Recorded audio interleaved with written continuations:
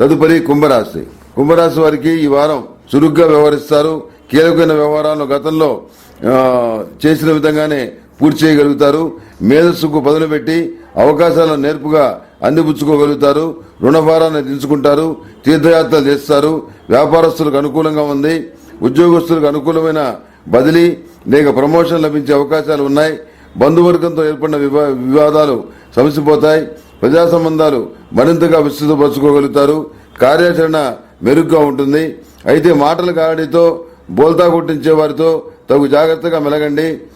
మరుగున పడ్డాయనుకున్న కొన్ని ఇబ్బందికరమైన అంశాల్లో మళ్లీ కదలిక ఏర్పడుతుంది. వాటిని ఎలా ఎదుర్కోవాలని చెప్పి ఆలోచిస్తారు. వివాహాలు శుభకార్యాలని సానుకూలపరచుకోగలుగుతారు. చాలా సందర్భాల్లో అదృష్టం మీద భారం వేయకుండా కష్టించి సానుకూల ఫలితాలను సాధించగలుగుతారు.